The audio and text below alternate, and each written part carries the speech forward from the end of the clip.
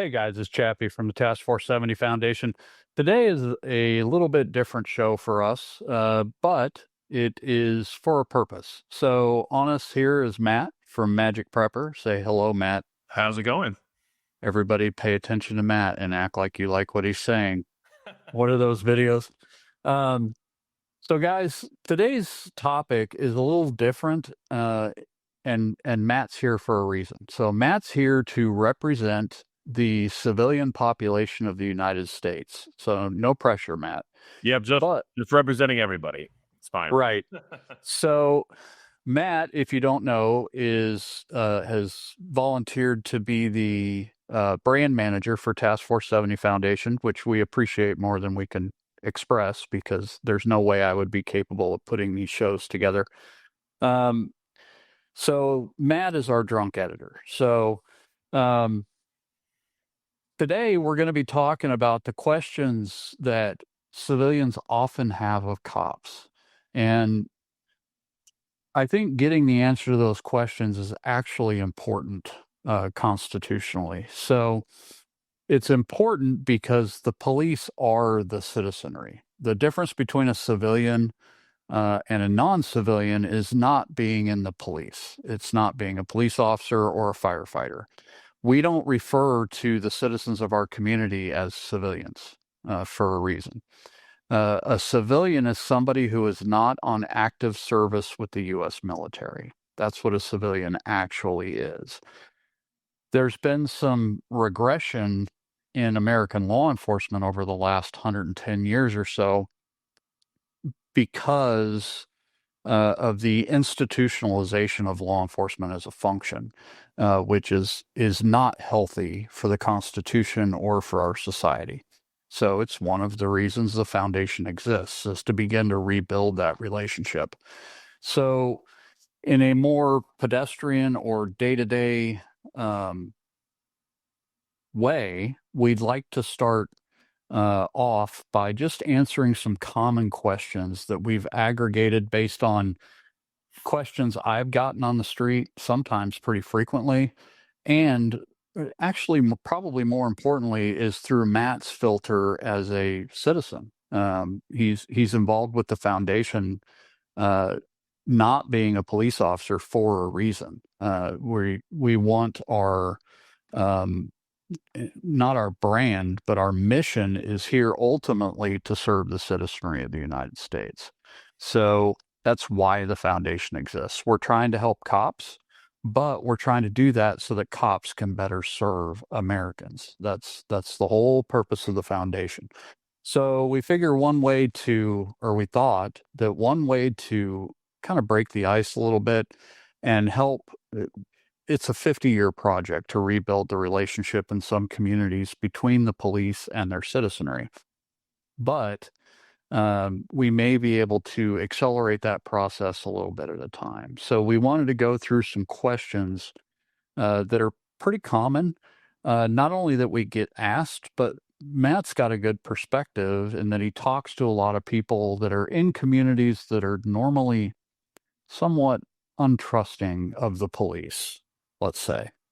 So I think it's very valuable for us, Matt, to address that audience or those folks because some of their distrust is not unfounded. Some of it, depending on where they live and the locality of their jurisdiction, their consumption of media, etc. So, what sort of opening preamble, for lack of a better term, do you have for this topic before we get into the meat and potatoes of it? Yeah, well, I guess to just clarify, like Chappie said, I don't have any prior law enforcement experience. I was never in the military or anything like that. So, I'm a citizen, a civilian, and someone who just doesn't have that experience. So, when putting together these questions, it was through my perspective of never having that background while also considering what other people have asked in the past and just trying to get some answers to things that maybe people have been looking for but haven't had the opportunity to acquire. And so That was kind of the goal here. And, one of the reasons I got involved with the foundation was because I agree that there is an issue and a level of miscommunication between police right now in, modern America and the communities that they protect and serve. And so my goal was to try to help alleviate some of those tensions and then also create a more positive environment, because we need to understand that without that level of stability and security provided by law enforcement, um, generally what we see is society as well as communities start to degrade and crime starts to rise and people's lives and quality of life goes down. But there is an obvious issue when it comes to the way people perceive policing here in the modern day. And that's something that we're trying to remedy, which is why I was very, excited to be part of this foundation. But I still maintain that perspective of, the citizen, the civilian, the guy that has none of that experience. So that a lot of that perspective went into these questions, as well as just, prior experiences, discussing things with people within my own community, as well as community members that have their own concerns. And I appreciate you, allowing me to go through this questionnaire with you, Chappie, and hopefully we can provide people with some good answers and give them something to consider when they interact with their own law enforcement within their own community. I hope so. That's kind of the point. My another one of my motivations in addition to that is to sometimes it helps to hold a mirror up to somebody so that they can see what they look like. Um, and I'm sure one of these questions will touch on it, but there is a problem of tribalism in general in the United States. Law enforcement is not immune to that problem. And it's a very natural tendency. So being able for the cops that watch to be able to get a unobstructed view of how some of them in some jurisdictions, you'll hear a lot of caveats from me probably in some of my answers about everything is local, everything depends, right? But in general, some of the distrust that the community holds for law enforcement is justified. And it might not be based on their individual jurisdiction, but we as as a community of law enforcement are viewed as we are all the same. And that's a normal parasocial human reaction to seeing news. That's not the citizen's fault. Right. No, that makes a lot of sense. And, hopefully we can provide some clarity and at the same time, maybe create additional questions by going through this, I hope so. because that's what always happens. Right. Right. But what I put together here is a list of 10 questions that I think Mhm. are relatively common, but also, some of them are a little deeper just because they're things that even myself, I found myself uncomfortable trying to ask somebody in like a personal setting. But I Mhm. know that in this situation, you're an open book and you have had an extensive career in law enforcement. So I just feel confident that you'll be able to, provide some clarity and just information that we wouldn't have access to otherwise when it comes to people like myself without being part of that community. We'll give it our best shot anyway. Yeah. All right. So the first question that Mhm. I think is really applicable right now, and people are always considering, especially those who haven't had a lot of interactions with police, Mhm. or perhaps they've had negative interactions in the past, right? So, how should a civilian deal with an overbearing, abusive officer interaction? Like when a police officer is clearly out of line, but you're still in the scenario where you're, the citizen and they're the police officer. Like how should somebody handle that type of a situation? So that is usually, and again, I already made the caveat, like every jurisdiction is different, but generally that is a result of one of several things. First is fear. They could have gotten a call that you are completely unaware of and that is causing them to be aggressive. They could just be an a-hole, and they are very what we call badge heavy. Um, like you do what I say because I'm the cop. Well, that's the wrong attitude for the officer. Unfortunately, any of those circumstances, especially if a citizen is feeling overwhelmed or bullied by a law enforcement officer, what's important is the immediate circumstance. That's what's important. Um, Complaints can be dealt with, and I'm going to talk through a complaint, how to properly complain about how you were treated by an officer. Calmness is contagious. So if you are encountering a police officer who you feel like is going over the top, the absolute best way to diffuse that situation is for you to go the opposite direction emotionally, to calm down, comply. Think about your own actions in the moment. Am I doing something that is creating this reaction from the officer?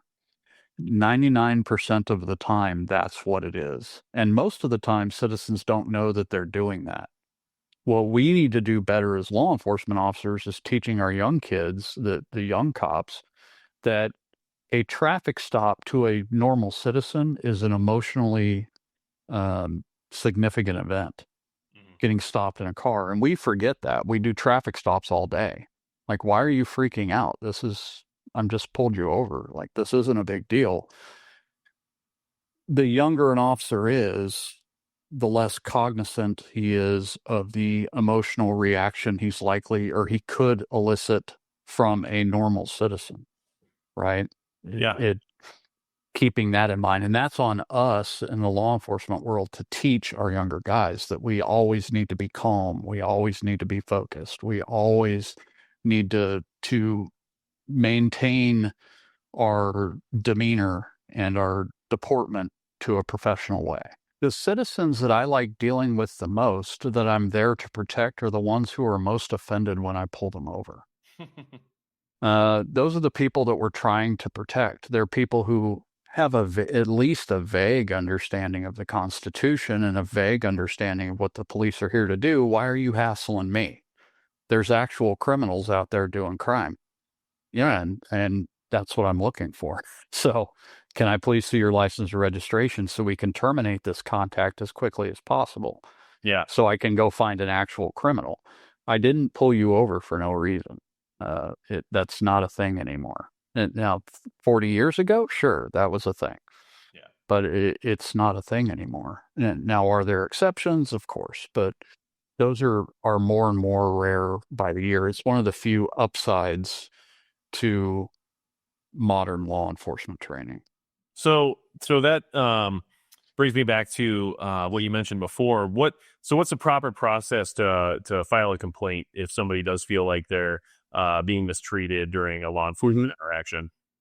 So the number one thing is to identify the department they actually work for, whether by taking note of what their patch says or their uniform or whatever.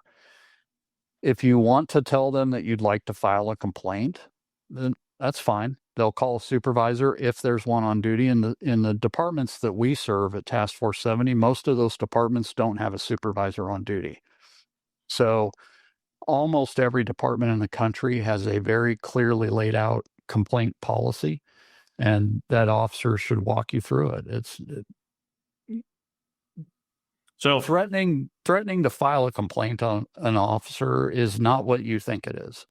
It is not going to make us suddenly worry about our job.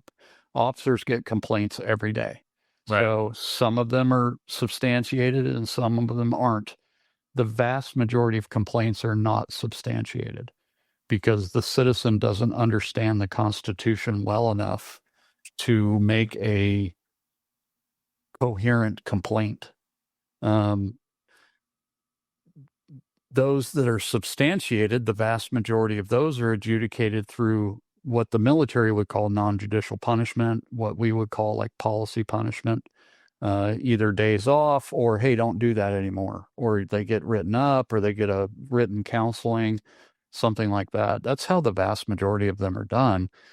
But that process starts usually by going into the station, whatever police station, sheriff's office, whatever it is, file your complaint in writing.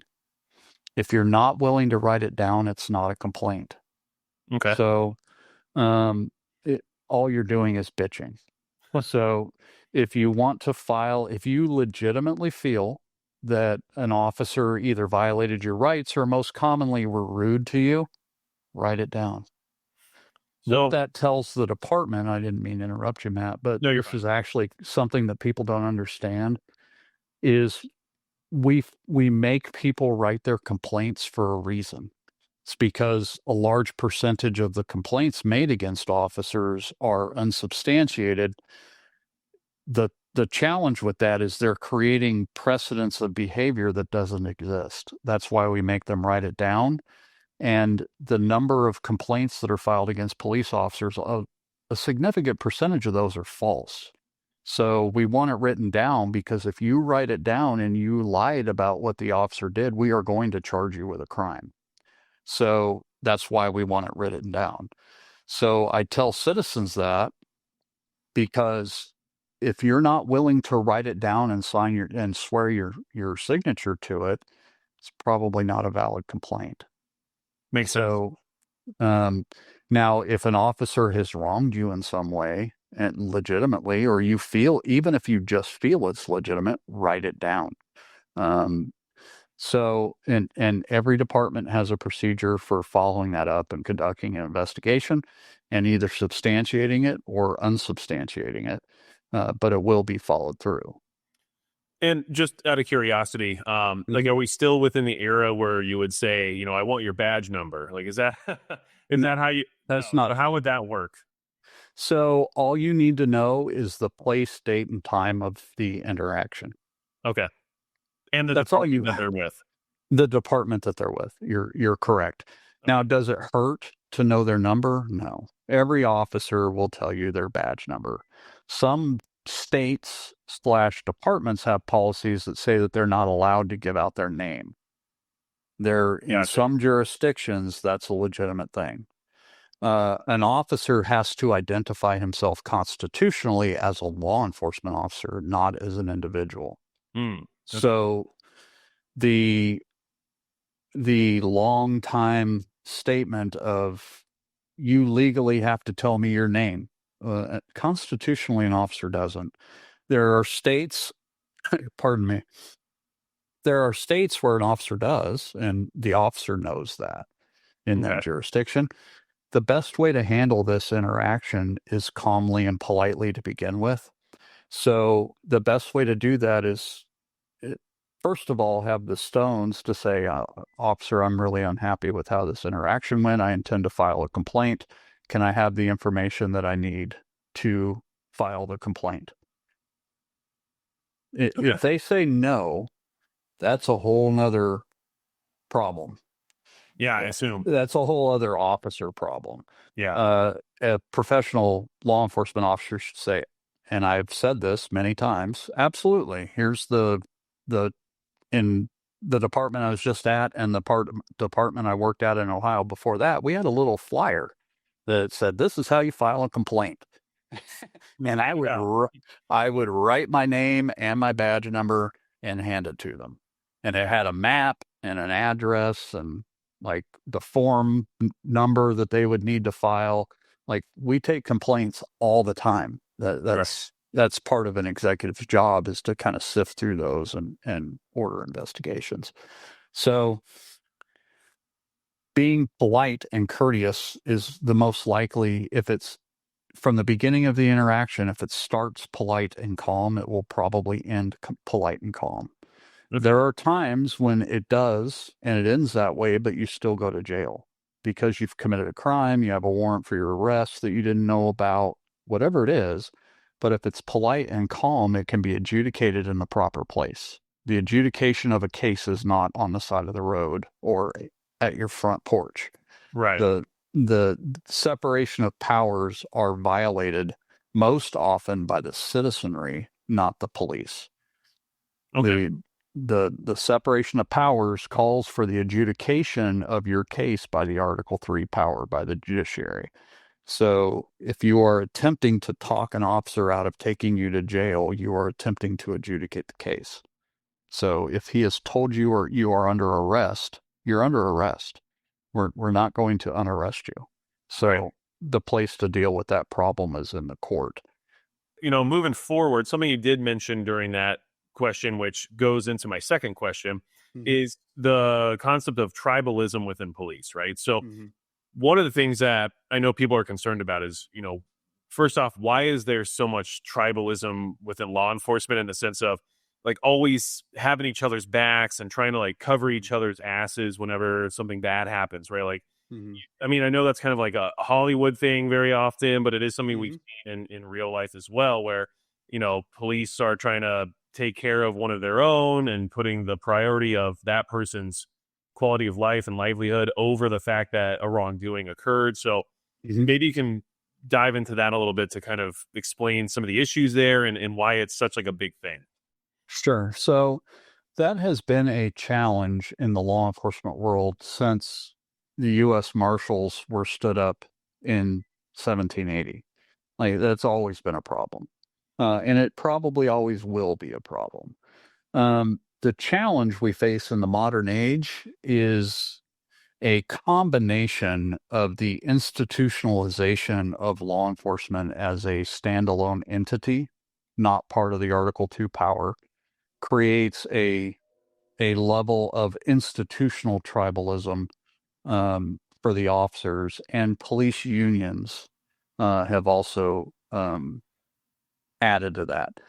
I don't know whether police unions are a good idea or not. I've thought about it for 30 years and I still don't know. I've been in unions and not in unions. I'm in the FOP, but I'm not in a formalized union.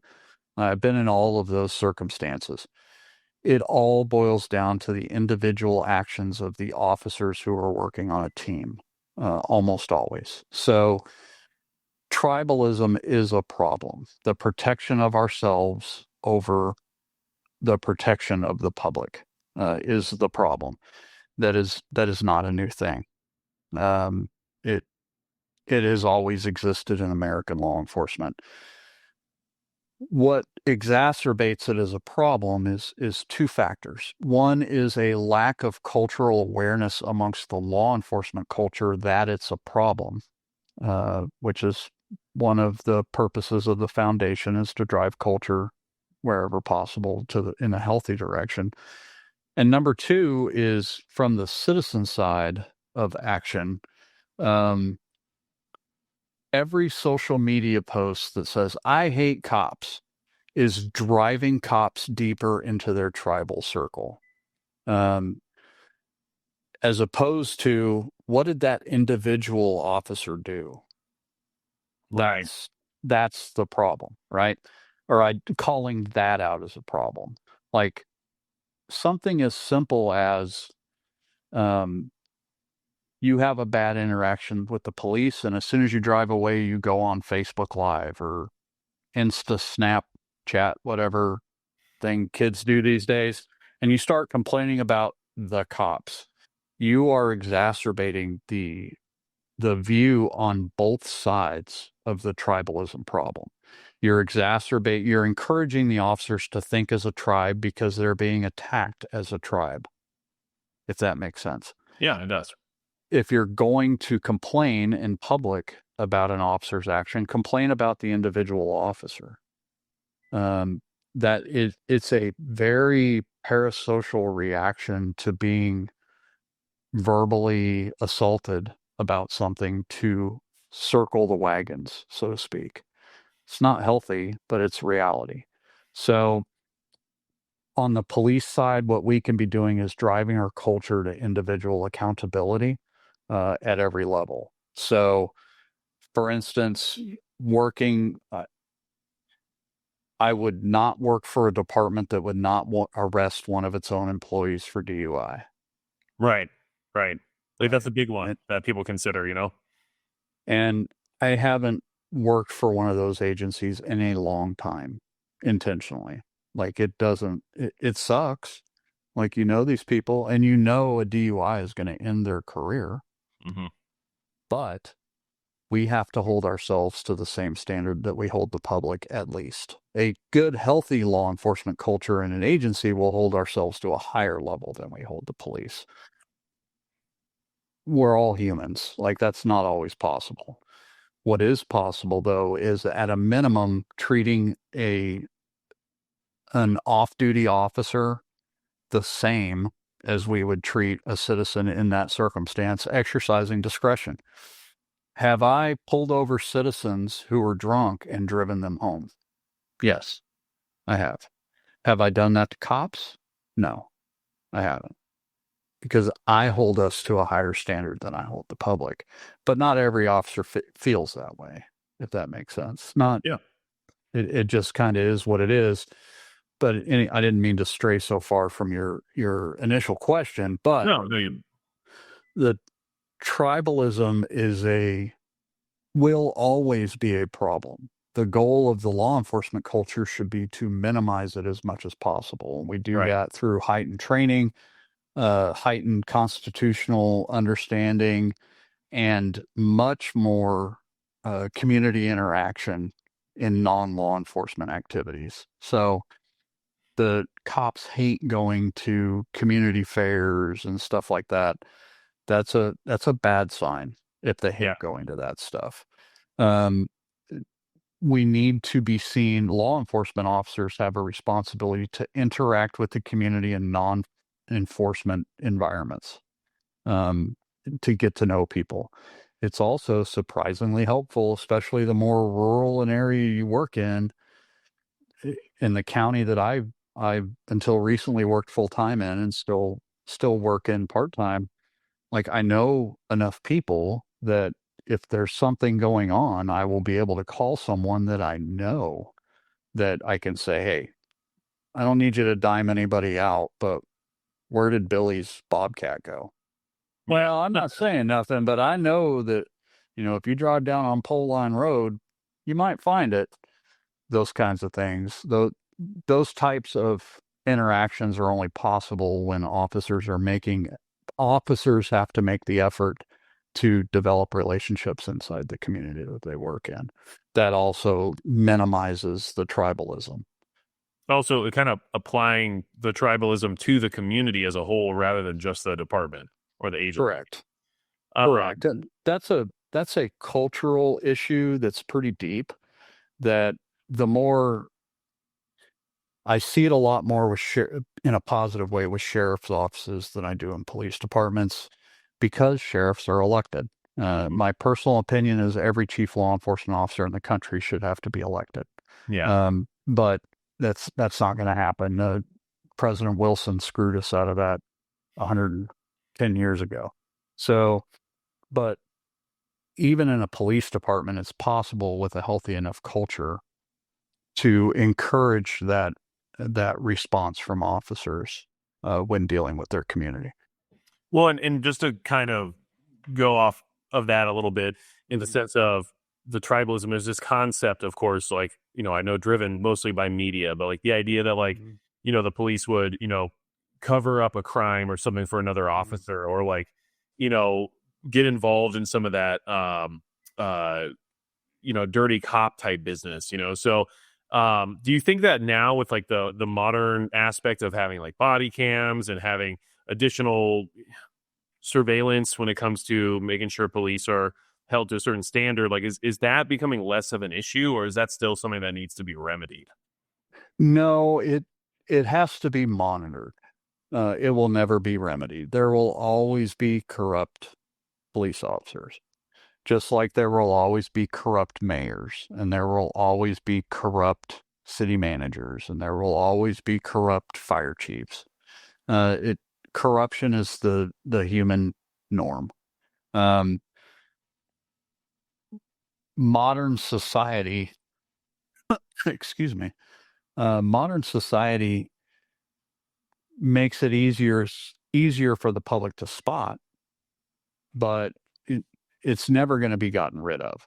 The Right. only way to rid it in a particular instance is for officers to have the stones to call it out when they see it.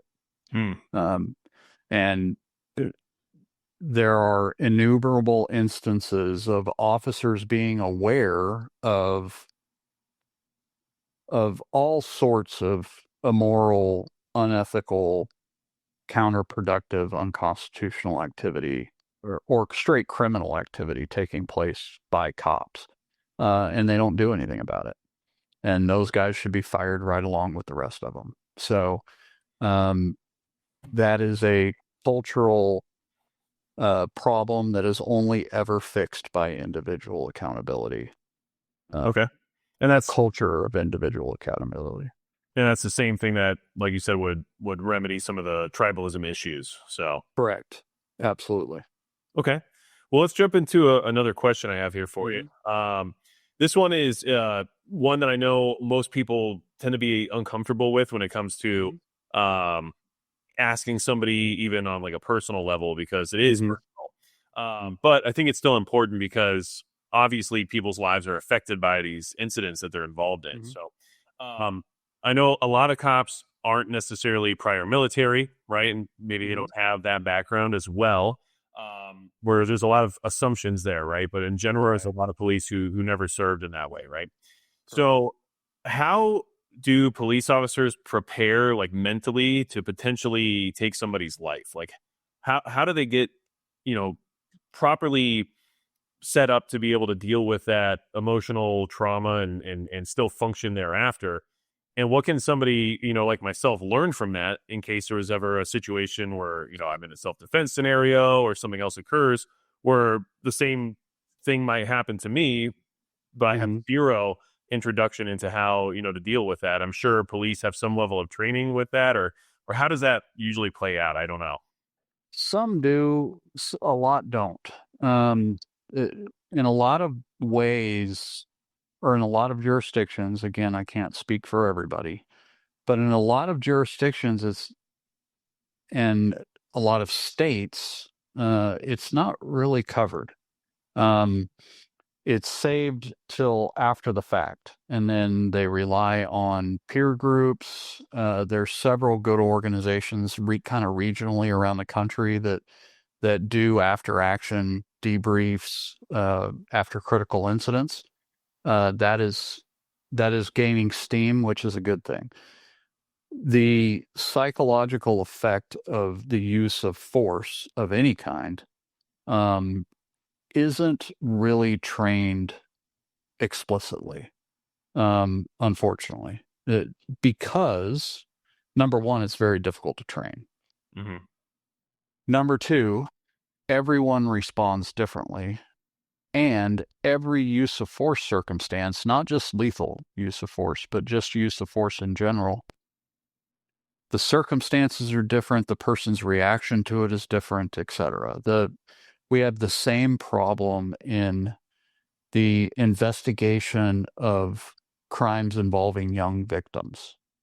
Um, everyone has a bottle for stress, and everybody's bottle is a different size. So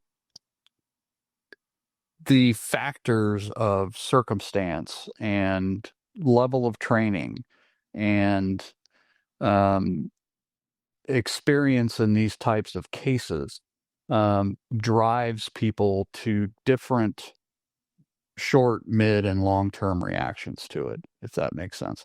Yeah. And I know that this is kind of an overly complex answer, but it's a very complex issue. So it depends. Um, are there things that people can do to reduce stress following a use of force? Yes. And the only real solution to that is a high level of competency, because the higher the level of competency, whether it's a shooting, a batoning, a taser use, a fist fight, the more experience you have, the more clearly you can think while it's happening, Hmm. which means the better you'll remember it and the less likely you are to do something you shouldn't do in that circumstance, if that Right. makes sense.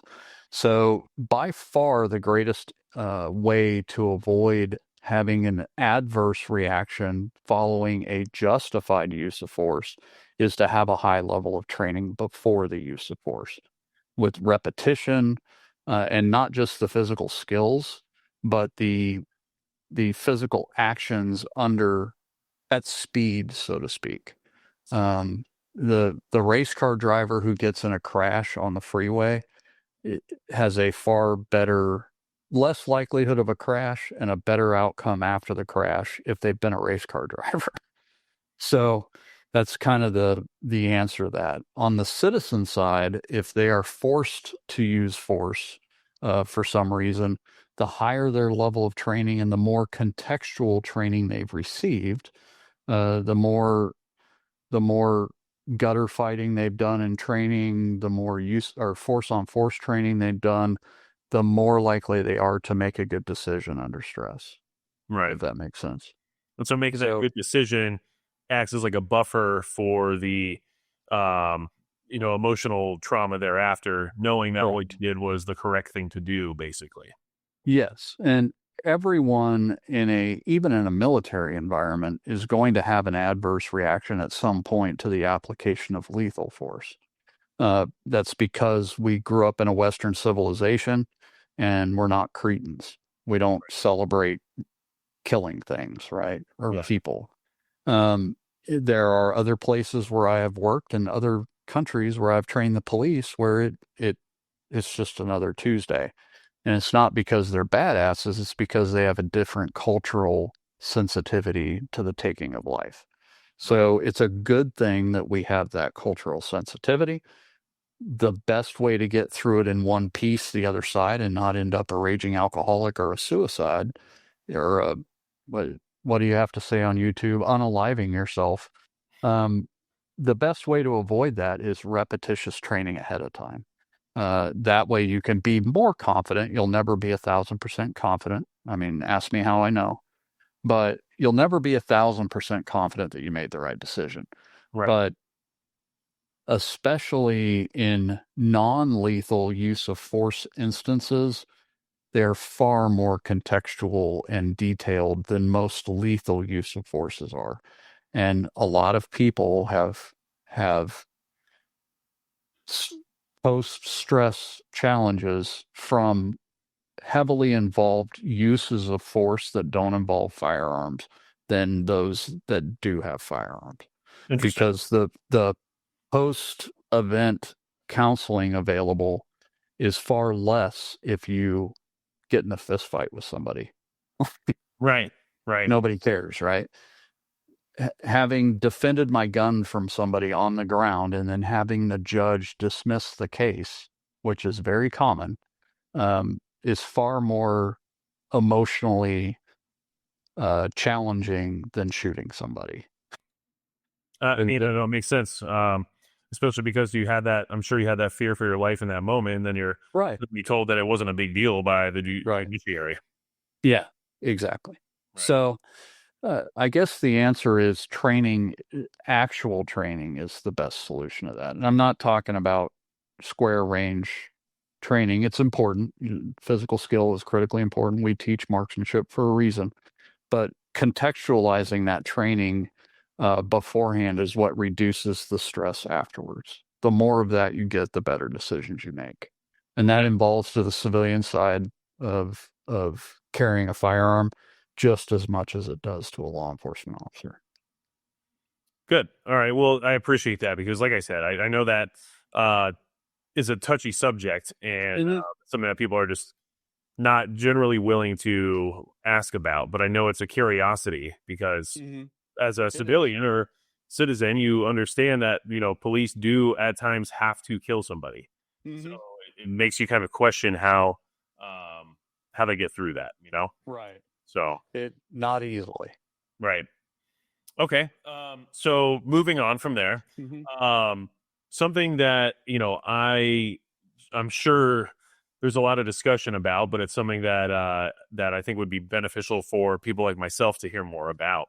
Mhm. Is what what's the biggest complaints police generally have about their job, and what's like their biggest annoyances when it comes to their interaction with the public at large? Like Mhm. what really makes their job hard and is something that from my side I could be more aware of when analyzing their reactions or behavior.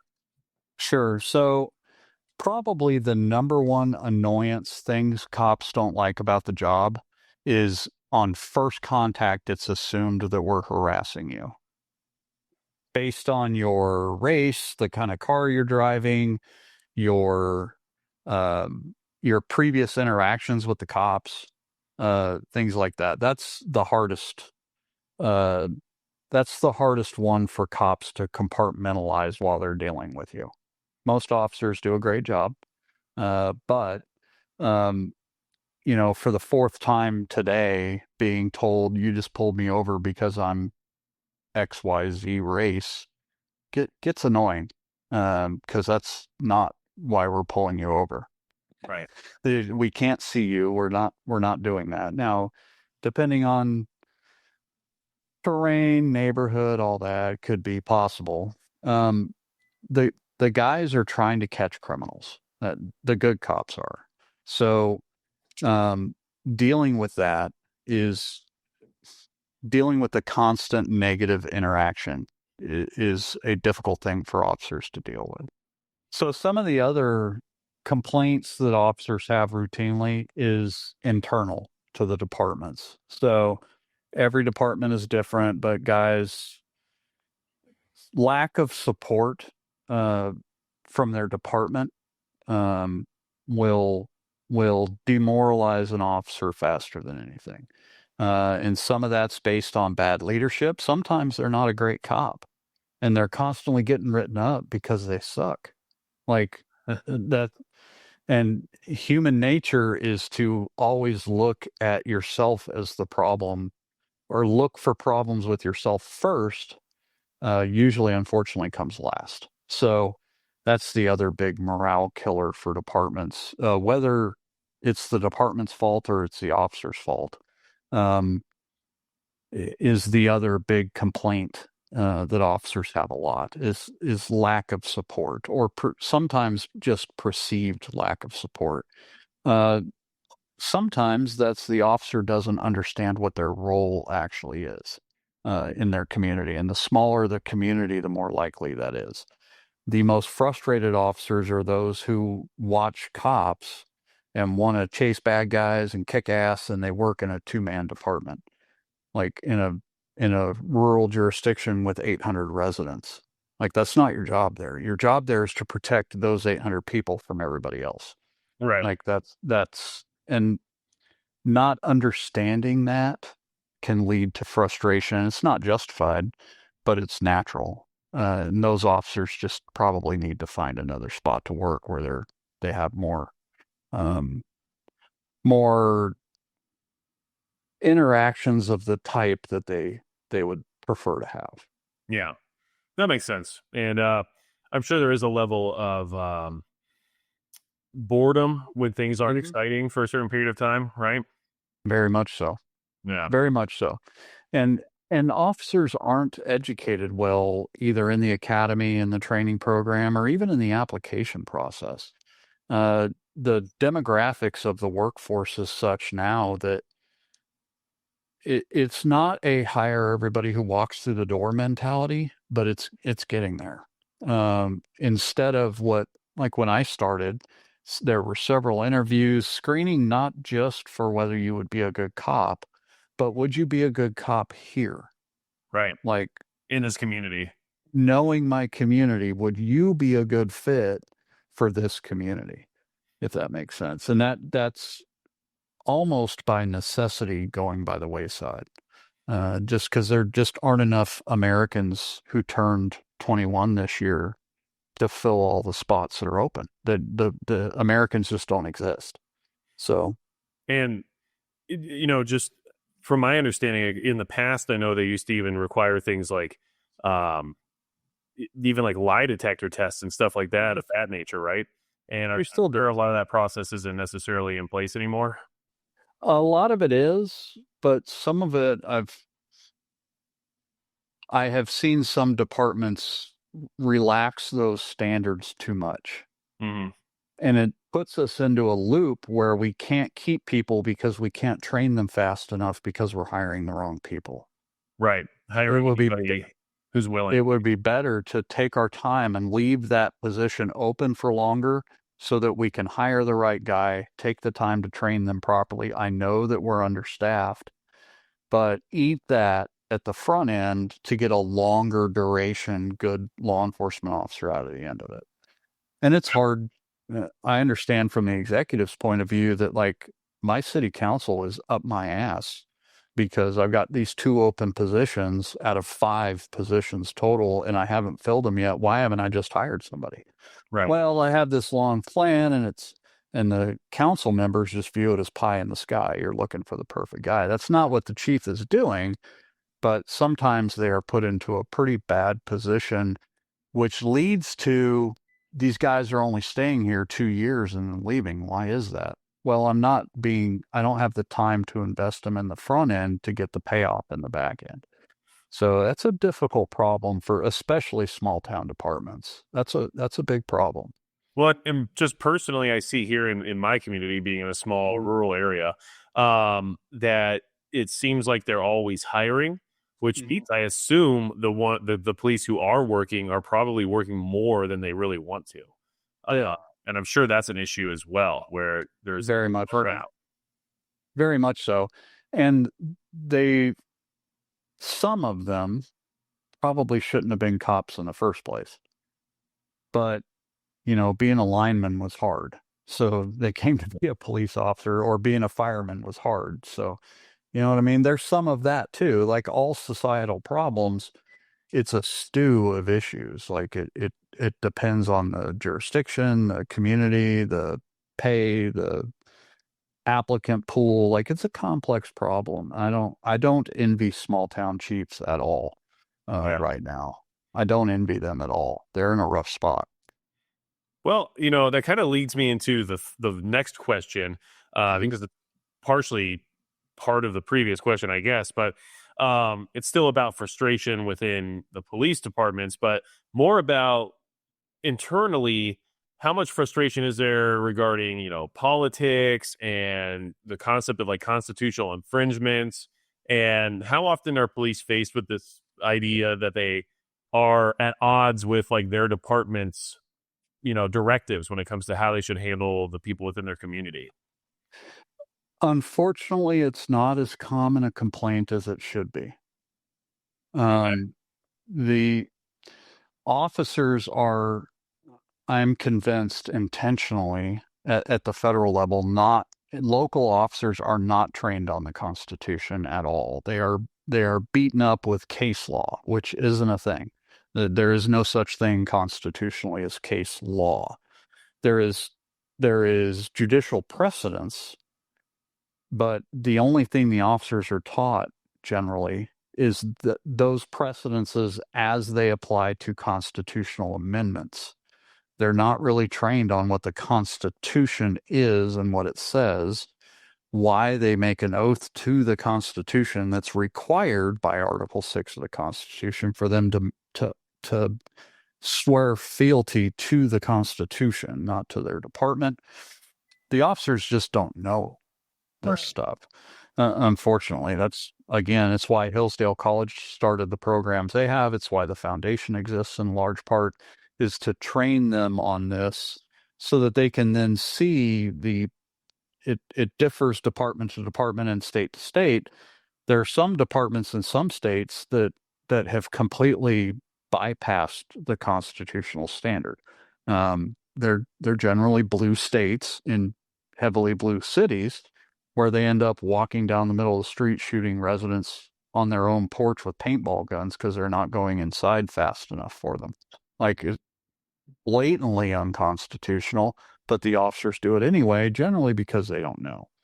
There's some percentage of them that don't care. Those that care have already left those departments. It started during the jab.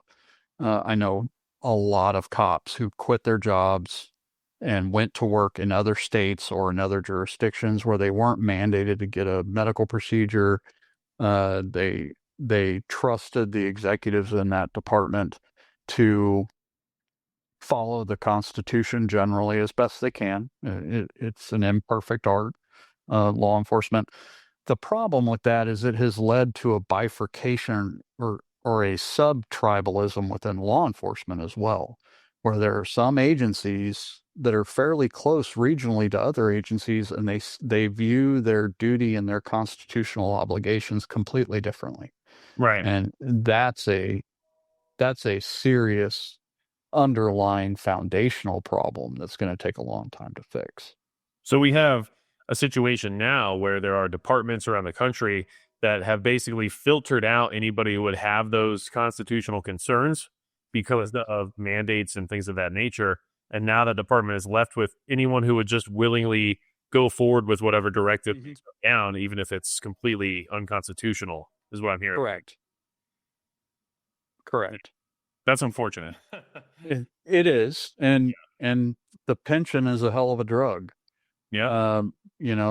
A 25 and out sweet pension will motivate some people to do some dumb shit and not stand up for what's right for their community, unfortunately. Yeah. Well, and that kind of leads us into the next question, which I think is like a big one, especially in the firearms community, right? Because it's a contentious issue and it's something that has, in my opinion at least, really created that rift of distrust from the public and law enforcement in general. And that's, why do cops always approach guns as a potential crime or an immediate threat? Why, when something is a constitutional right, given to us, through the Second Amendment, why do police always see a firearm as being, more criminal than they see just being associated with a citizen's right, I guess? So that's a complex question because there's several underlying questions within it. We assume that our first reaction, if we're correctly trained, to every firearm we see that's not in the hands or on the body of a cop is that it's a potential threat. It takes time and reps to train people the difference between potentiality and actuality. So it's very difficult to train an officer to do that without experience, right? Without real world experience. So that's the first challenge, is training people people being the police officers, the new officers, to understand the difference between potentiality and actuality. So that's the first problem. That cascades into other problems. A citizen should not be offended if an officer disarms them. There could be circumstances they don't understand.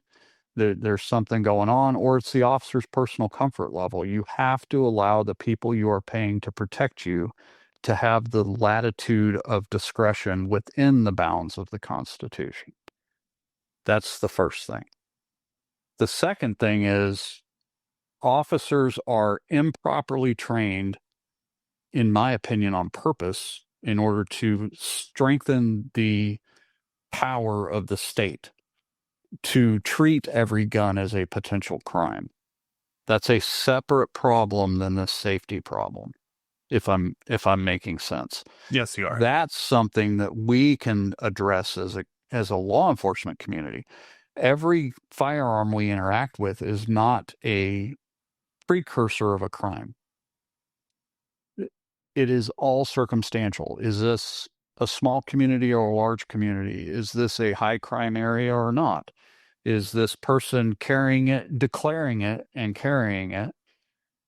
Did I have to find it under their seat after they told me they didn't have anything in the car? Like, those are all contextual things that officers can be trained on. The problem is officers, and the larger the jurisdiction, the more likely this is, the more likely they are to view any gun that they encounter is a potentiality of a crime. Right. And that's not the case. The problem is, to teach them correctly, they have to be taught the Constitution first, and then the Bill of Rights, and then taught the contextualization of the combination of demeanor, activity, location, and time of day. They have to be able to contextualize all of those to build a clear picture.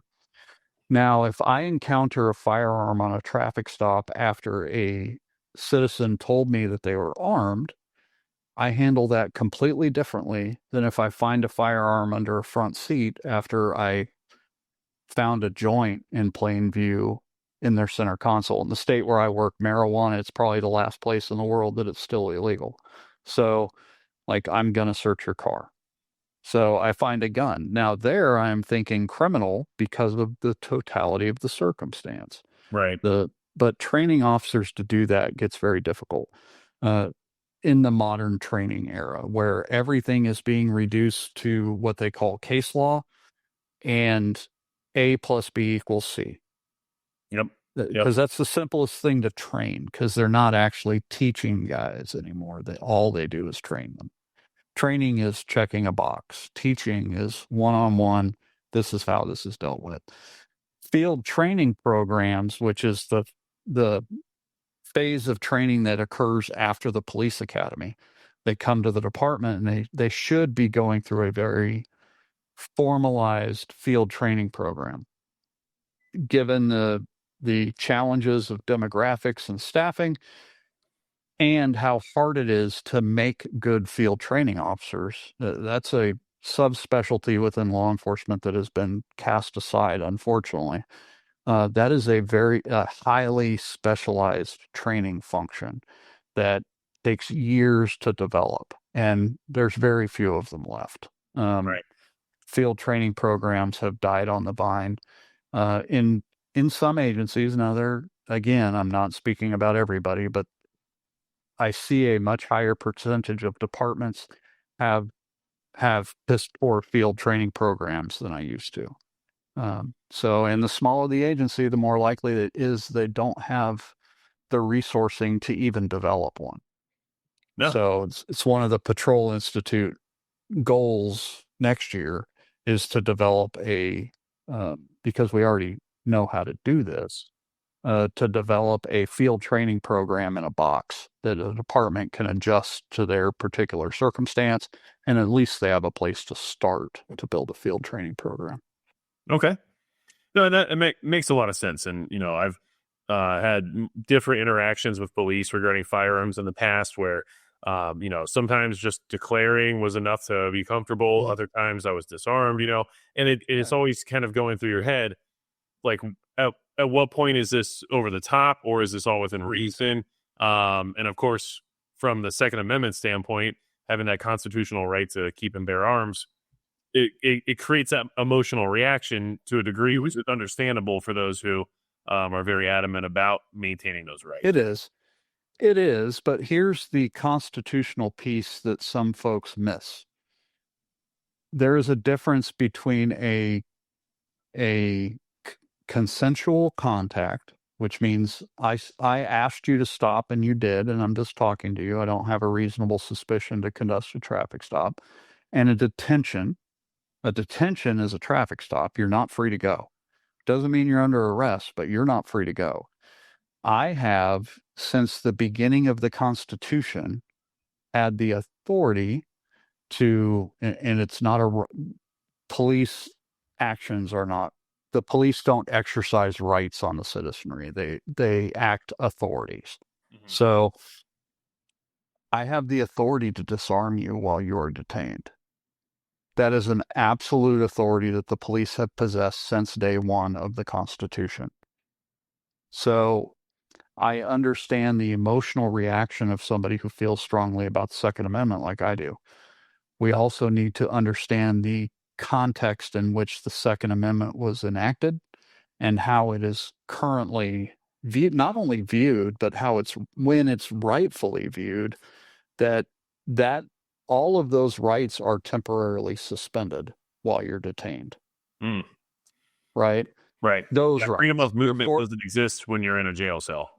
Correct. Your Fourth Amendment right is never suspended unless you're on probation or parole because you signed it away, right? Your First Amendment right is not violated or restrained, but your Second Amendment right can be absolutely restrained. Your Fifth Amendment right can be temporarily restrained through a detention. Those types of things, right? Right.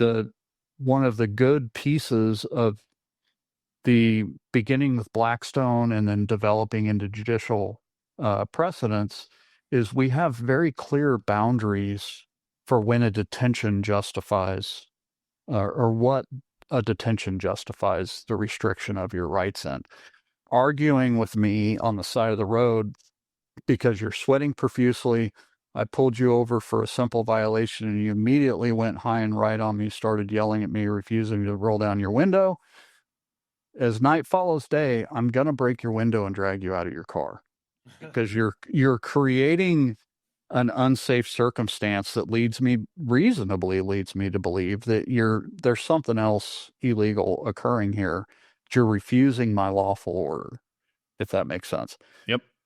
So it's the same where I I ask you to step out because I'd like to disarm you for the purpose of this traffic stop. That's within the bounds of my constitutional authorities. I rarely do it, but I could do it on every stop constitutionally. Right. So there needs to be some give and take on both sides here. Like, don't act like an a-hole, comply, and the officers be trained and trained in the field as well that not everybody who has a gun is a shitbag. Like I am very loath to restrict someone's rights no matter how temporarily. Right. Uh, so we have to teach that to to officers when they're new. And we're not doing that currently. We're not teaching them the restraint of just because I can do something doesn't mean I should. Right. Right. That's what we as cops need to be doing better. And hopefully, and I'm sure there are examples where there are departments that do look at things in a certain, from a certain point of view that, a gun means X, Y, or Z no matter what, or something like Right. that, right? And that's something that you're trying to fix, I'm sure. We are. Yeah. We are. It's part of why for the foundation of the big five skills, the first one is constitutional judgment. Yeah. Then you need to learn the Constitution and the judgment necessary to apply it correctly. Right. Which is something that we're both aware of isn't being taught basically at all in the smaller departments. Correct. Or in some states, in any departments. Right. Right. Okay. Well, and that's, I think that's a big one just because it's important to people to be able to protect themselves and carry their firearms, but they also maybe don't always quite understand how that interaction should work. But it is reasonably emotional in the sense of why they're so adamant about it, right? Sure, absolutely. Because we're used to the state, trampling on some of those perceived rights. So, but disarming you on a traffic stop is not a suspension of your rights. That's been allowed since the Constitution was adopted. So let's move on from that in a similar vein, though, because I think that kind of leads us into where some of this perception comes from, right? Because a lot of the negativity is, well, let's say I live in a state like California, so my Second Amendment rights are already being restricted, and then the police are treating me like a criminal the second over just because I have a locked gun safe in the trunk of my car, right? The way I'm supposed to be transported again. But then, not only are they treating me this way, and they have all these laws that are infringing on my ability to, properly exercise my rights. But then we also have the examples of police being more militarized, right? So I think those things start to compound with each other to kind of build this case for like, oh, it's the state is against me rather than, being part of my community. And so I guess if you could kind of explain some of the reasons for why modern police look so militarized, like why they have, body armor, helmets, they're driving around in MRAPs, with machine guns and all kinds of stuff. And it's, I don't know if it's good for public perception, but it definitely helps build that narrative of it, an us against them type feeling, I guess. You know what I mean? Right. It does. So here's the challenge. When modern localized policing was developed, primarily in the state of Pennsylvania, was the first true enactment of a modern police department. It was the Pennsylvania State Police. It was modeled to a paramilitary organization in its charter. So, in exchange for the Posse Comitatus Act, the states were empowered with the authority and responsibility to maintain domestic tranquility outside of the military application. I know that's deep in the weeds, but it's important. Police uniforms have always looked like military uniforms. The very first police uniforms were military uniforms. If you think about the state police, think about your state police dress uniform that you've seen on TV news. That is a military uniform from when that department was created. We are not in, so there is the appearance of militarization and there's actual militarization. The police have been militarized in unconstitutional ways, but not through what they look like. It's how they enforce the law by proxy from the federal Department of Justice through grant funding and laws and case law uh, focus and things like that. How the police look, because the modern police look like the modern police or the modern military, is immaterial because that equipment has evolved for a reason. Just because an officer has agreed to protect a local community doesn't mean he has agreed to sacrifice his life unnecessarily uh, for the perception of acceptance by their local community, if that makes sense. Mm-hmm.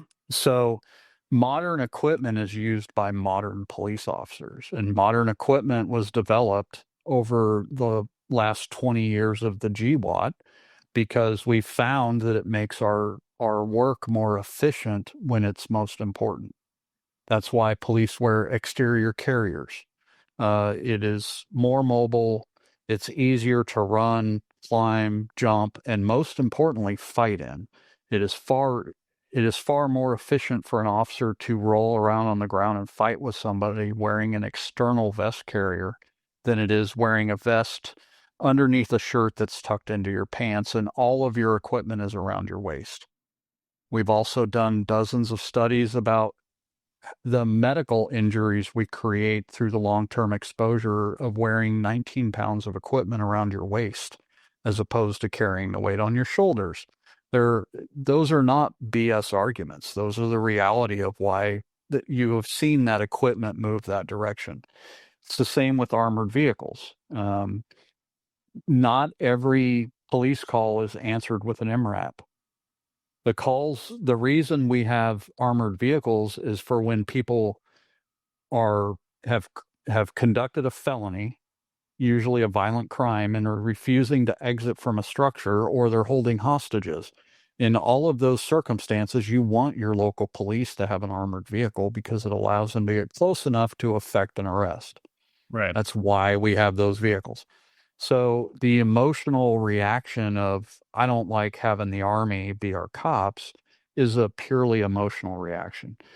Now, on the other side of that coin, are there times when the equipment is overused to the detriment of a local community? Absolutely, there is. Those happen. We have a process through the courts to address those problems. Starting with the complaint process that we talked about at the beginning of the show. Like, that is a thing. File a complaint that, they're serving misdemeanor dope warrants in my neighborhood using an armored vehicle. Why is that? Well, either A, they're not, or B, they are and they shouldn't be. You'll get an answer to that question either way. Venting your emotional complaints about the police and social media doesn't get anything fixed. It doesn't. It just further entrenches the guys in the police service who want to tribalize anyway.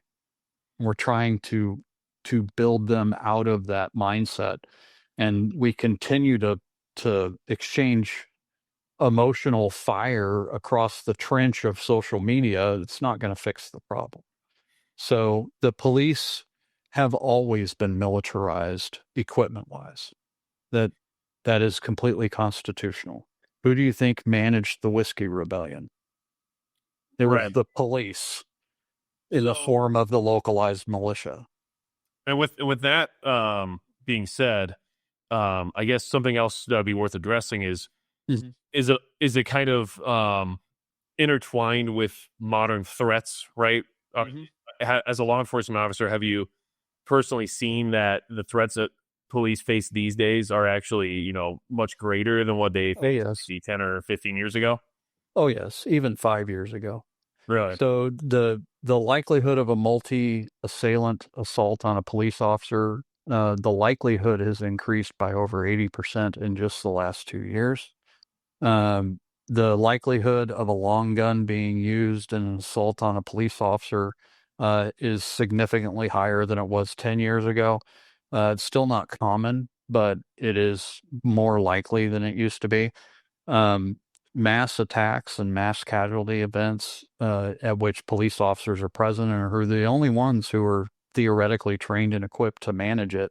Mass attacks are up and reducing the ability of officers to respond in those types of circumstances is not what's best for the community. So even in the smallest town, having their town fair, having officers in shorts and polo shirts with no armor, with an 8-round pistol on, is not going to keep a mass casualty attack. It's not more likely to prevent or respond effectively to that attack. Right. No, and that makes a lot of sense. It's just, um, I'm sure you're aware that there's probably Mhm. the reasons behind that public perception seem Right. as though negative. It just feels like there's this militarized Mhm. force, and it creates that kind of stigma. Yeah, absolutely. I understand that. And what I would ask the citizenry is to ask, just ask. Like, hey, I'm seeing lots of posts from the sheriff or the chief of police about, showing off their new armored car. Go down to the police station and ask to talk to somebody. And if you come at it like an American, not a screaming Karen, but if you've come at it from, hey, not for nothing, I'm not complaining. I'm just curious why we need this. And I bet you $100 the way they got that armored vehicle was through a grant. And in order to get that grant, they had to justify its use. Like we've had X number of incidents in the last 4 years that officers were fired at that we did not have ballistic protection to deal with. And we were attempting to execute a constitutionally mandated function, and we couldn't get close enough to the target to do it. And we endangered the rest of the community in order to deal with this problem. Therefore, we need an armored vehicle to get close enough to the target location that if they decide to fight us back, we're protecting the community behind us from this problem. That's why we really have armored vehicles, for instance, or Okay. helmets or whatever. It's not, it's partially to protect ourselves. It's mostly to have something to interpose between a violent threat and the public. That's why police have armored vehicles in the first place, is to create that imposition of ballistic protection so that we don't have another Los Angeles shootout with the SLA in a neighborhood where there's 1,400 rounds fired and like 100 houses were hit by gunfire um, by the SLA and the police had no ballistic protection to isolate that target so that they could evacuate other people. And those circumstances are likely to occur in the modern age, given the modern crime statistics. Those can literally happen anywhere. They're more likely in a large urban area, but they're not unlikely in a small rural area either. No, that makes sense, and that's why I wanted to ask these questions, because those Sure. clarifications, it Absolutely. there's justifications between or behind a lot of these initiatives Hmm. that, unless you're not aware of them, it just seems Right. like you know Well, and we as a law enforcement community do a piss poor job explaining it too. right, We right. really do. Like, it would be as simple as a law enforcement executive holding a press conference with the new armored vehicle and say, "Hey, I know some people are going to be upset, so I want to explain why we have this and the times it's going to be used." It would be that easy, wouldn't it? It really would be that easy. Like the that is an indicator sometimes, not all the time, maybe not even often, but it's sometimes an indicator of the public need to do what I tell them to do attitude at the executive level. Right. Why don't you just be a good citizen and shut up? That's a legitimate complaint from the citizenry when law enforcement executives act that way. And it should be a complaint, because that's not Right. how this relationship is supposed to work, right? Exactly. You're exactly correct. Okay, well, let's move on to Mhm. something more positive, I guess. But Absolutely. in relation to that concept of the better communication, right? Right. And building better rapport with the community. Mhm. So one thing that I know people constantly ask, and I've seen it asked in person to, like, my local Mhm. police, and in those interactions where there is like a community event, right? And people are Right. being supportive, and they want to know if we as civilians want to support, or citizens, I keep using the Mhm. wrong word, but It's okay. if we want to I'm a support civilian local too. police. Yeah, exactly. I'm training myself, Right. um but as citizens want to support their local police, what are some of the Mhm. things that are welcomed in that sense? Like, what would be crossing the line in the sense of, like, being perceived as, I don't know, bribery or something of that nature? But what is allowed? Like, what's reasonable for someone to say, "Hey, I know you guys have been working hard. I appreciate what you do. This is Mhm. something I wanted to do for you." Right? Right. It depends on the community. In a large urban environment, if you bring food to the police station, it's not going to get eaten unless they know you, for obvious reasons. Right. Um, the the best way to express thanks is to support them verbally. Um, Thank you for your service is played out. Um, what really helps is not verbal action in the immediate aftermath of an incident. It doesn't hurt, and it helps. And prayer support is a thing. It really helps. That's a reality. That's a real thing. Um, what helps the most is not supporting actively, but not resisting. Um, Not don't make things worse. Educate yourself on what your department is doing, because that department belongs to you. Um, Ask them what's going on. Ask them what they need for support. Do they need any material support? There are small agencies around the country who would gratefully accept 100 rounds of 9mm ammo because they don't have it. They just don't. So, if you have a little bit of spare, give it to them. Uh, if not our foundation, find a legitimate foundation that is supporting cops, especially small ones that are around you. Um, you know, Things like that actually matter. They really do help. Even if you're not giving us $20 a month, give an extra $5 that you have to a memorial foundation for a fallen officer that's near you, or like I said, buy them 100 rounds of ammo. It won't get turned down. I guarantee you that. So, and it'll be utilized to good effect. So, and there's 100 different things like that. The only way to identify those things, though, is to develop a relationship with the law enforcement agency around you. And so, kind of going off of that, Hmm. what's the best way for someone to do that? So, because I've suggested something similar in the past of, like, trying to Hmm. develop that relationship so you're not the unknown variable if there's ever an Right. emergency, right? Right. So, is walking into the police department and just saying, "Hey, I want to talk to you guys," like, the way to do that, or, like, what would you generally suggest? Probably the smoothest way to do that is to get to stop an officer in the Walmart or whatever and say, "Hey, you guys doing all right? You guys need anything? My name's John. I live here, and I don't know any of you guys. Uh, please, is there a list I can put myself on that if you guys need support, like if you need water or whatever, you guys know that I'm I'm willing to help if you guys need something." That's probably the cleanest and most legitimate's the wrong word, but the wisest way to make that kind of contact, because as long as it's genuine. Um, if you walk in and to the police station and say, "Hey, I've got a 50 cal at home. If you guys ever need me, give me a call." Like, you're on a list, but it's not the right one now. So, um, like, excuse me, approach it with the politeness and respect that you would like them to approach you with, I guess, is kind of the foundation of how to develop that relationship. Uh, every range you go to, every department has a gun guy. I guarantee you that you will interact with him, whether knowingly or unknowingly, at the range. Right. So, personal relationships are the way to develop those kinds of bonds with your local agency. Okay. Well, that's good. Yeah, it's something that I think people would be better off if they try to have that interaction more often. Mm-hmm. Exactly. Okay.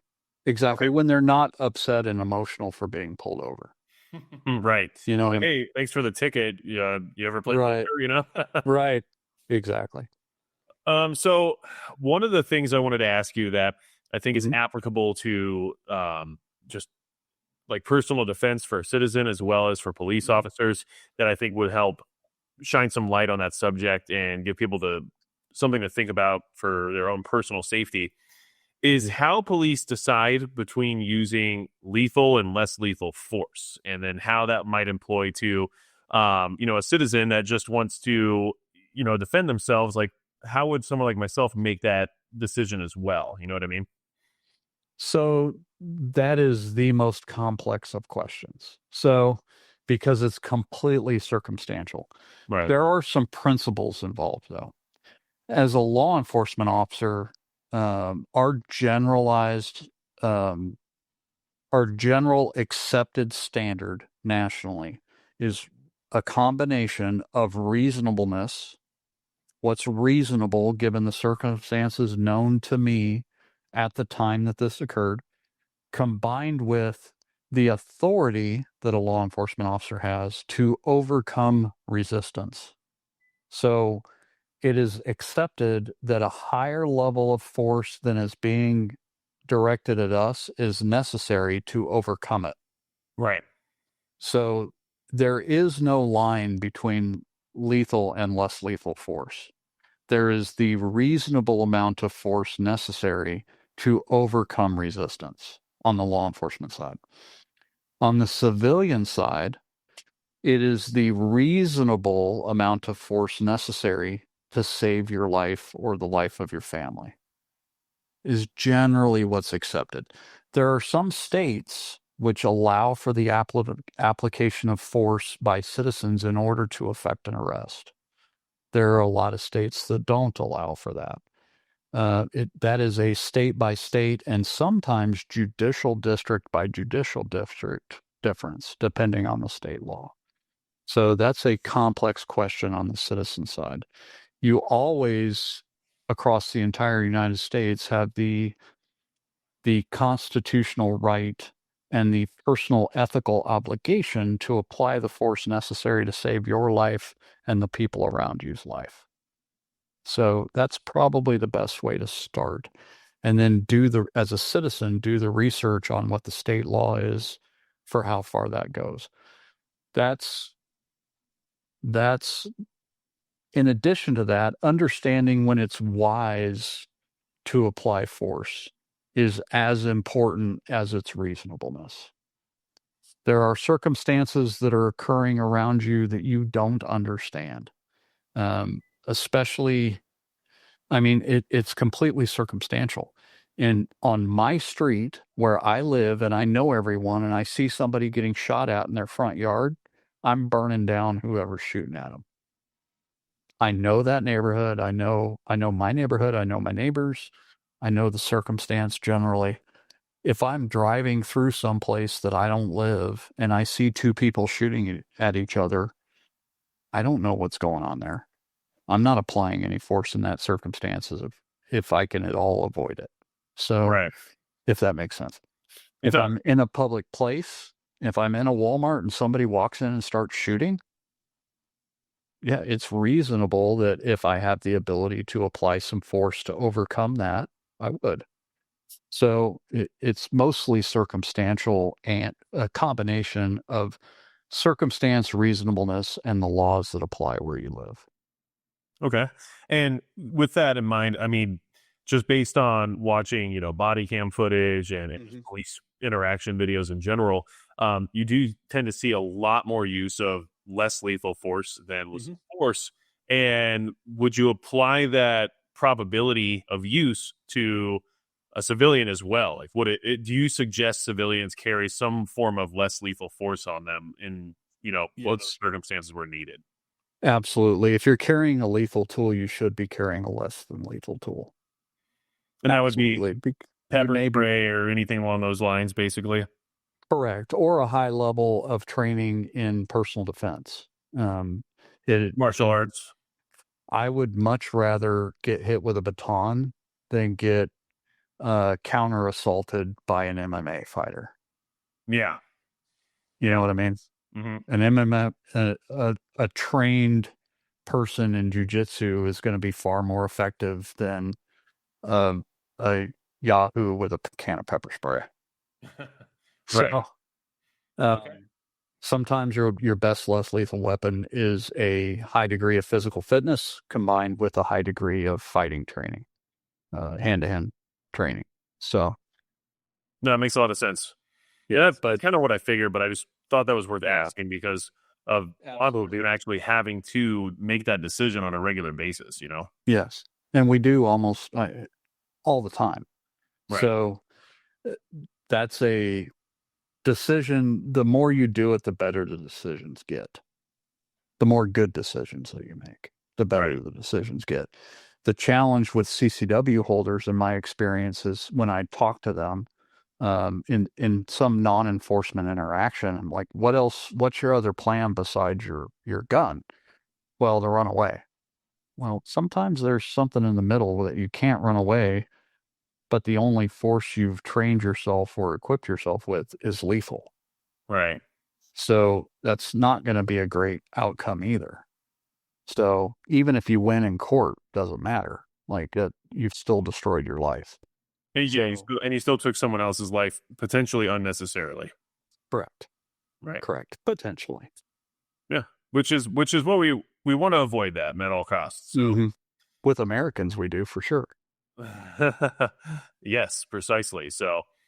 Um, so I guess, we're actually on to the 10th question now, which, Oh, good. uh, yeah, we got through the list, and this is one that it comes up, every so often, and Hmm. it's a very confusing, situation to even consider. Right. So Hmm. I guess, the thing I want to ask is like, let's talk about citizens arrest. Hmm. Is that even a real thing? When would it be justified? And Hmm. is that something that, like, could a citizen technically arrest a police officer? Like, how, like, what even is that? So that's actually a good question that not enough people ask. Can a citizen arrest a police officer in the performance of a police officer's duties? No. Uh, uh, could I envision or create a circumstance where it would be legal? Yes, I could, depending on the state. The the citizen's arrest is generally accepted constitutionally in all 50 states. Some states don't have a law about it at all, and some states do. Some states prohibit it. Some states have a duty to retreat, which which effectively nulls a citizen's arrest law, if that makes sense. uh, Generally, citizen's arrest is a thing. Again, though, we come back to reasonableness and prudence. Is it prudent if you observe an officer committing a crime and let's say you saw an officer steal something out of somebody's pocket, right? Bad case scenario. The time to enforce that is not while the officer's on duty in public. The place to enforce that is by filing a complaint with the district attorney's office, not the officer's department. mm, So that's the proper way to manage that circumstance. On citizen interactions, absolutely. If somebody is assaulting you and you have the physical capability and reasonable ability to arrest them, yeah, absolutely. You can arrest someone for assaulting you, assaulting a member of your family, assaulting a stranger. Absolutely. The question comes down to one of prudence. Prudence is the combination of wisdom and ability, right? If you determine through that filter of prudence that it would be wise for you and you are capable of taking the action, yeah, absolutely. That makes you a good citizen. Detaining a shoplifter, for instance. That one, it depends. Like, what's the circumstance? Do I know the owner of the store, or is it a corporate store? Is it worth my safety and the safety of the public around me for this shoplifting to turn into a gunfight? Like, is that worth it in a Target? You know what I mean? Like, let's Right. use some prudence. So, but to answer the core of your question, yes, citizens' arrest is a constitutional thing. Everyone has the rights to life, liberty, and property. So that's what the Constitution is. So it's the frame that protects the golden apple of the Declaration that establishes our individual rights given to us by God by the Declaration to life, liberty, and property. Interesting. So, and that's one of those things, from a preparedness standpoint. Um, in a situation, maybe there's an emergency or something occurs, maybe the police aren't as active or capable in the circumstance. Um, Knowing that citizens arrest is like a reasonable consideration depending on a situation, is having access to things like handcuffs per se, like reasonable for citizens to have, or is that now pushing the line of like, oh, you were carrying that on you, now it makes it seem like you were anticipating the requirement of use, like that's, yeah, those are the things that kind of, I'm sure, go through people's heads at times. It it it is, and it should be. So, as an Article 2 power, I have the responsibility to immediately turn over an arrested person to the Article 3 power immediately through the magistrative system or the lower level criminal court system. Every state has a different constitutional amendment, which defines the detention time before a hearing. Mhm. Most places it's 24 hours.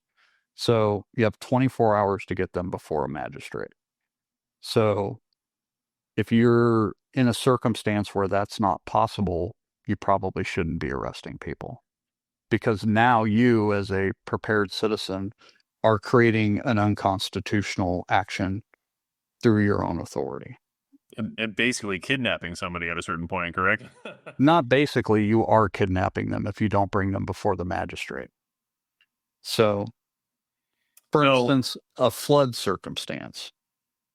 Catch somebody breaking into your house during a flood and you arrest them and there's no police available to come get him. It is now your responsibility to leave your flooded house to take them to the magistrate. interesting. And So that's not going to you work out.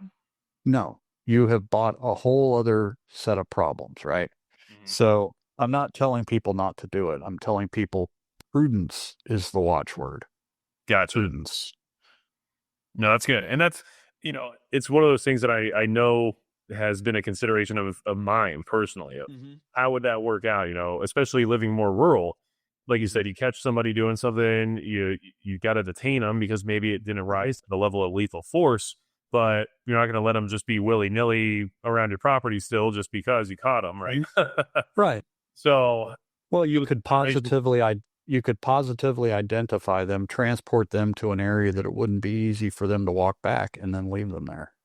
And Yeah, then write a statement, keep their information. Don't, for the love of God, because I've had somebody do this, don't take their driver's license and hold it and then no, boy. release them. Please don't do that. You're you're you're committing theft. So anyhow, I've had that case. So let's not turn a good citizen into a criminal unnecessarily. So, Yeah, in those types of circumstances and in rural communities during a disaster, that's a possibility. So, exercise prudence and think about prudence ahead of time. that's a good way to look at it. Yeah, and that's why I wanted to ask you all these questions because Sure. it's without having that background or that information, it's just a lot of what if and wondering, what would I Mhm. do if I even did that? And Right. now I know I would have to drive them somewhere else. So Yes. You have a responsibility to present them to the magistrate. right, right. So I think that you answered all the questions very well, very thoroughly. Is there something that you would want to share with people like myself that you feel would be beneficial for building that relationship between the police and their community in general? Mhm. Absolutely. So the number one thing I see when I interact with the public is it goes how the public wants it to go. So all police are generally, especially good police, are a mirror of what is being presented them. If you are being emotional and aggressive, guess what we're going to be? Hmm. Right. Unemotionally aggressive.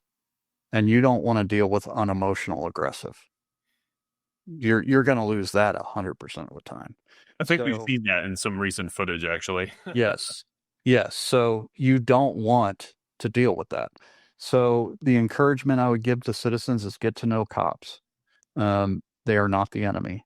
If they act like the enemy, then you have other problems in the community that you have a political mechanism to deal with.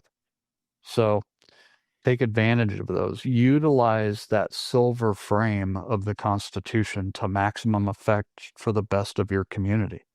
Um, and the police are a portion of that. So I would strongly encourage the public to do that. Get to know the cops. That will also soften that tribalism if it exists in the department whose jurisdiction you live in. That will soften that a little bit as well. That makes a lot of sense. And Yeah. having that personal interaction, creates, even at a minor level, a relationship, which is beneficial anytime something does go south. Exactly. And on the police side, if they watch last week's video on leadership, they'll understand what they need to be doing. We have responsibilities too as cops. Like, stop being an a-hole to people unnecessarily by leading ourselves first. Right? Prudence, we have a responsibility for the exercise of prudence as well. And sometimes we're not called out on our own bullshit as police officers. So, Yeah.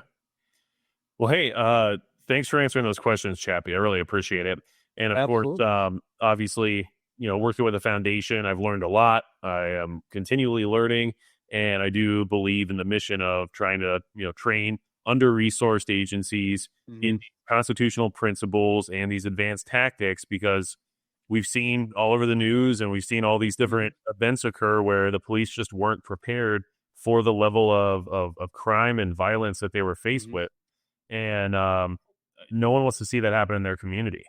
Right. And one of the best ways to avoid it is the police having the tools required to ensure that they can deal with it as efficiently as possible.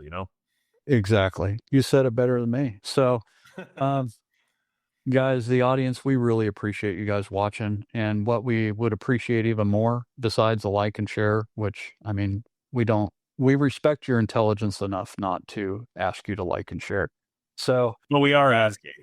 but we are asking. Yeah. What we're also asking for is, if you saw the recent news about all of the SNAP fraud that was occurring, and I know I'm astonished, but in Minnesota, um, Task Force 70 Foundation takes no government money.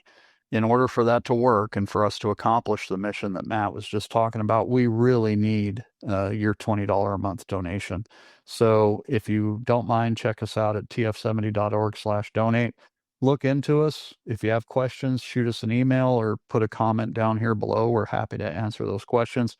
We work for you, the donors, to the benefit of the small town officers. So guys, Matt, unless you have anything else. No, I just I appreciate everybody's support of the foundation, and I'm the token citizen civilian guy, so that way we can always make sure we keep everybody in line, right? Exactly. We really appreciate all the work that you do, Matt. For those of you who don't know, Matt puts in a ton of hours supporting the foundation, and we appreciate it more than he knows. So, guys, until next time, we really appreciate you. Check us out at tf70.org/donate. Thanks.